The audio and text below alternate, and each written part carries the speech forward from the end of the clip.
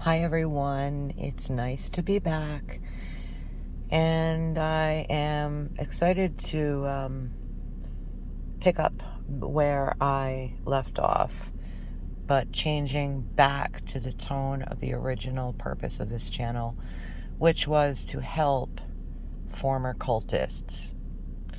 So we switched the content, and now we're going to switch it back.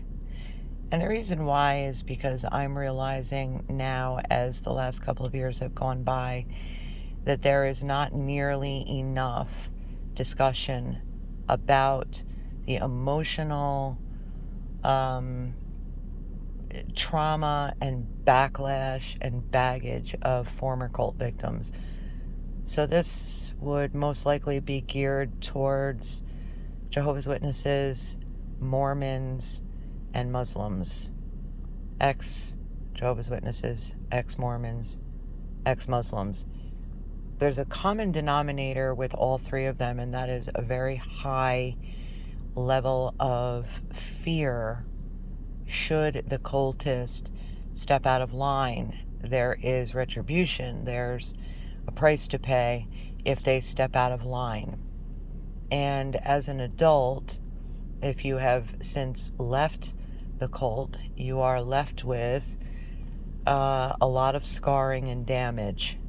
And scarring doesn't go away, and I really hope that people will think about this for what it is. Just sort of close your eyes and think about the amount of damage that you have gone through in your lifetime that may have been triggered by, or was indeed triggered by, the cultic influence in your life. If you were born and raised as a Muslim, as a Jehovah's Witness, as a Mormon, then you realize that there was tremendous structure. There was structure. A lot of people don't realize that everything has to be done a certain way. You're sort of inside of a box. Every day is repetition, and you don't deviate from that. It's important to realize that, because I believe that conditioning is what causes so many of us as adults and as former cultists to stay in that box, formulate a plan that is the same every day, and or expecting the same result all the time in different aspects of your life. So if you've been conditioned to do things the same way all the time, and deviation from that equals pain, then you may start seeing that in your life as an adult. It's really, really becoming more of a topic of study in the line of complex PTSD. I myself was diagnosed with complex PTSD, which is basically multiple different traumas at different stages of your life.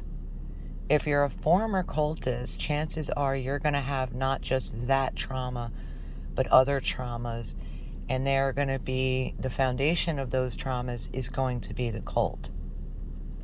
I've been told by a couple of different therapists that the cult itself was the reason for all, not just most, but all of my problems. And that would be anxiety disorder, panic disorder, depression. I went through many, many years of suicide ideation.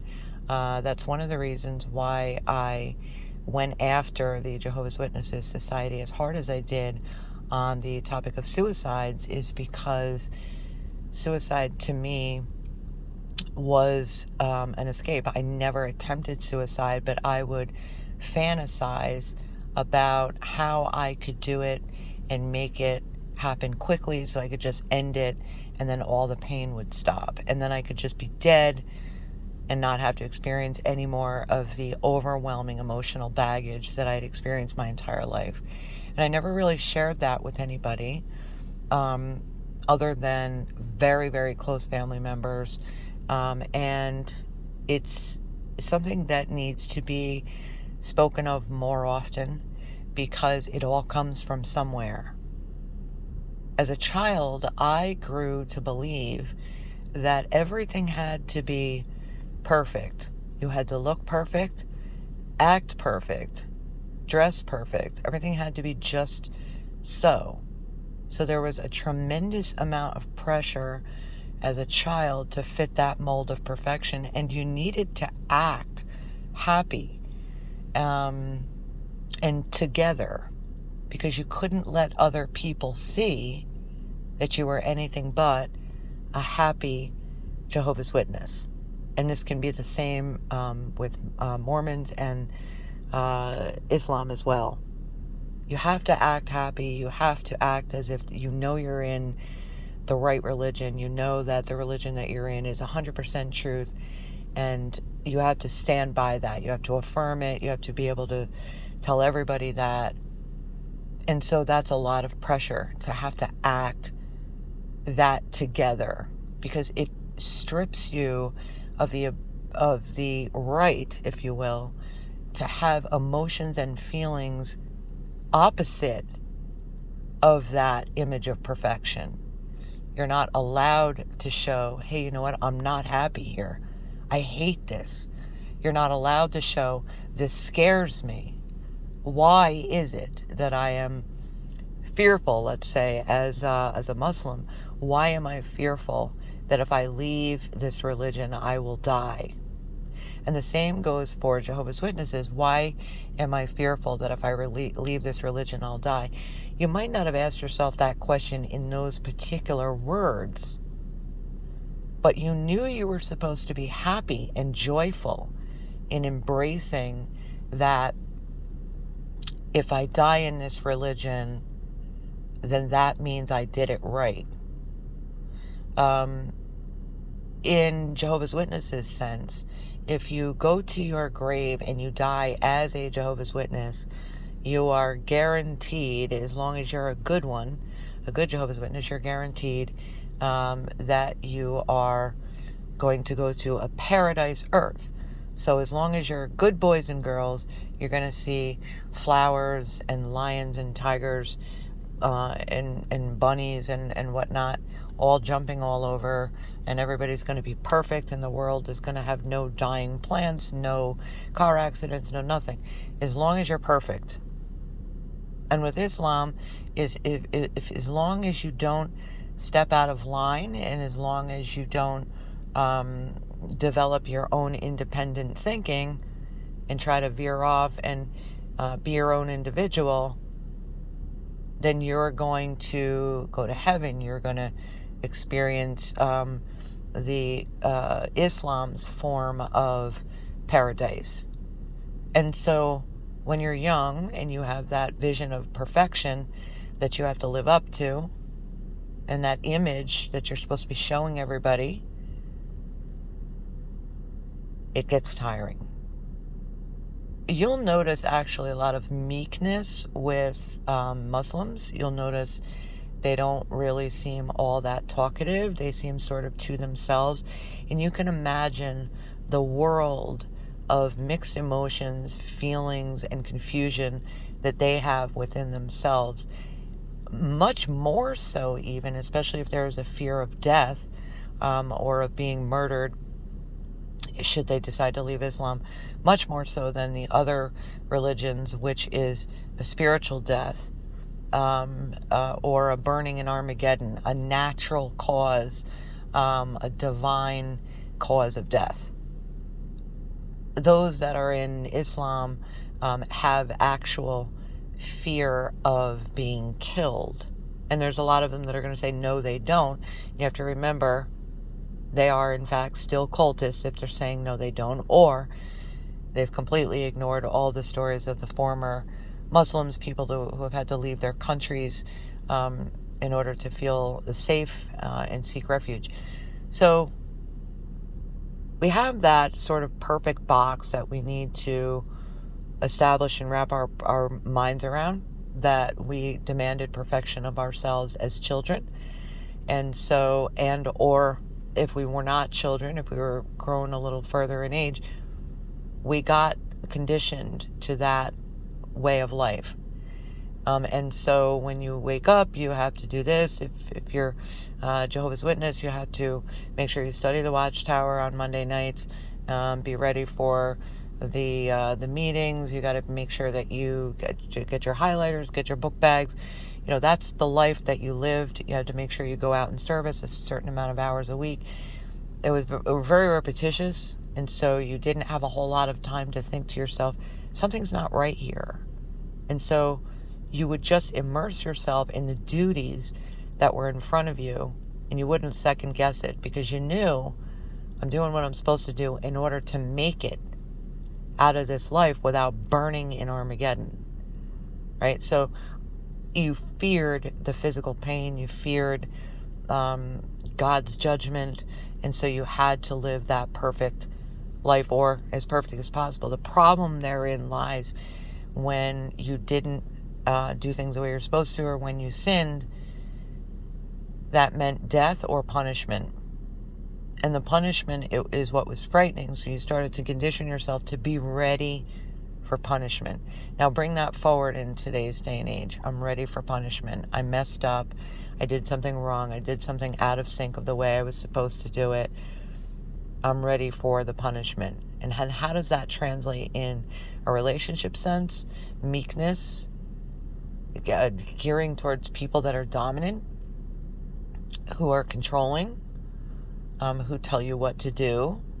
And that sort of gives you some sense, strangely enough, of safety, because you're underneath the umbrella of dominant male or female, whoever you're dating or married to. And then as a result, you become the submissive one because it's easier. The problem therein lies in the fact that you don't want that because you resent it, because that is what controlled your life for so many years and caused you so many negative emotions that internally you're fighting that. No one's going to tell me what to do. And then at the same time, I need somebody to tell me what to do.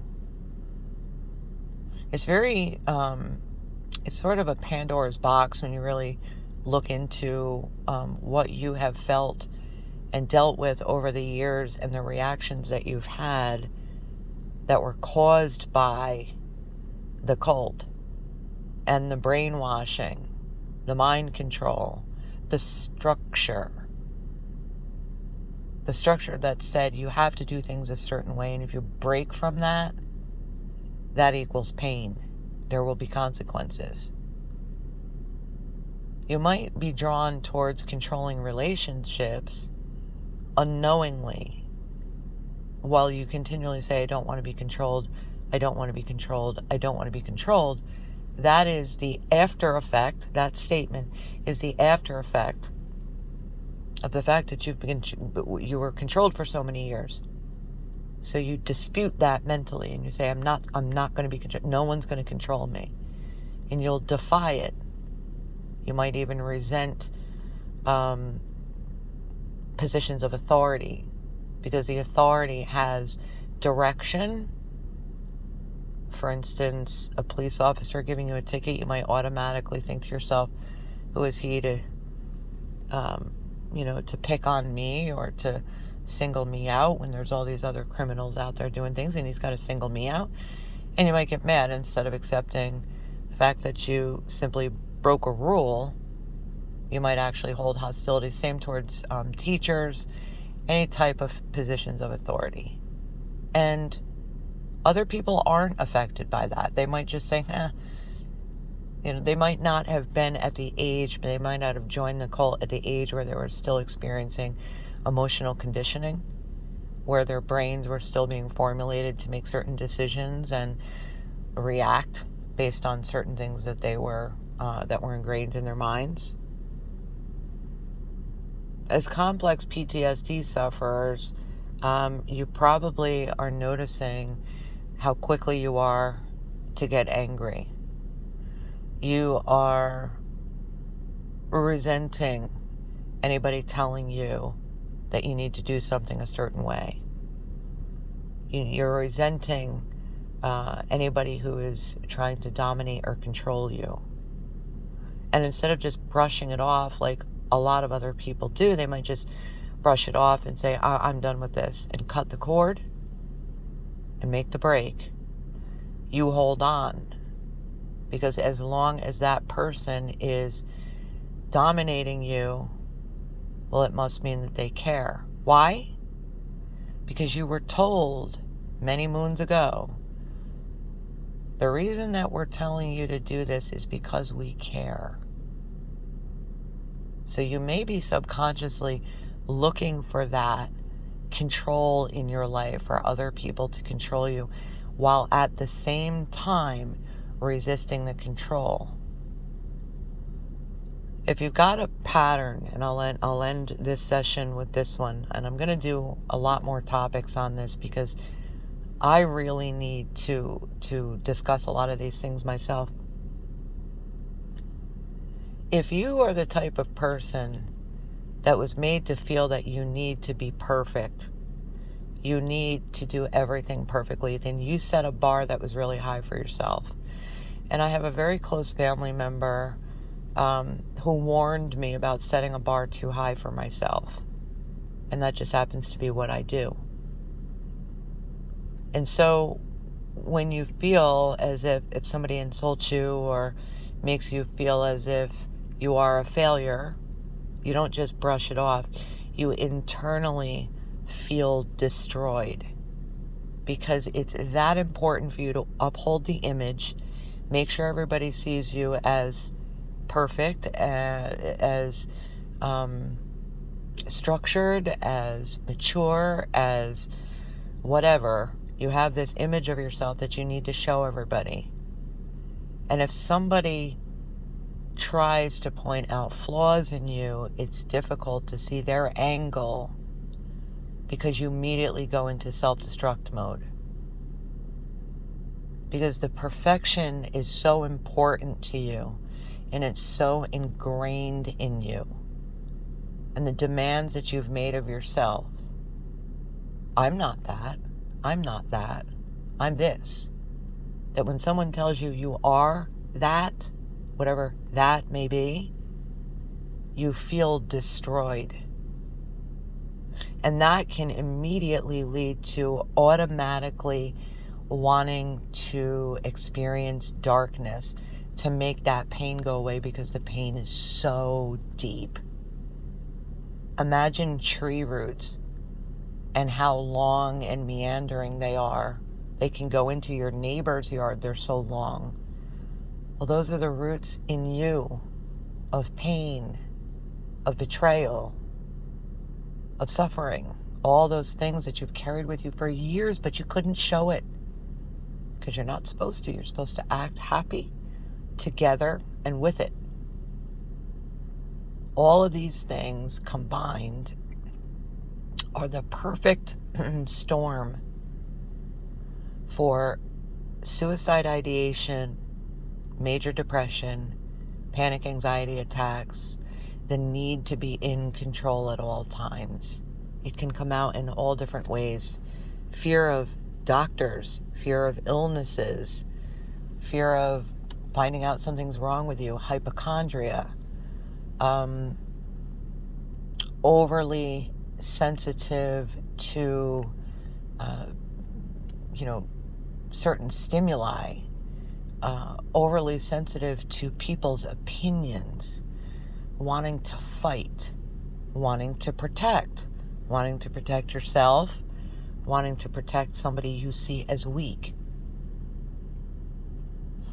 I'm going to talk more about this, but think about this and think about your own tree roots as an ex-cultist. How deep does it really go? And just make sure that you understand one thing. You're not the only one that has roots that deep. You're not the only one that's affected in the ways that you're affected. Chances are there are hundreds of thousands of people out there exactly like you, that when you go into that self-destruct mode or the suicide ideation or being overwhelmed in the darkness, being overwhelmed in feeling like a failure, or just wanting to die, or just wanting to drown yourself in alcohol or drown yourself in drugs or anything to take the pain away, think of the hundreds of thousands of people that are going through the same thing, and then imagine yourself on a stage telling them what your life looks like. And knowing what they're going through, what would you tell them to do? Pull yourself up, get over the hump, make it to the next day, because you can move forward. All of it comes in growth. And there will come a day where you look at all of this and it will make a lot more sense as to why you feel the way you do. Not just that you feel the way you do.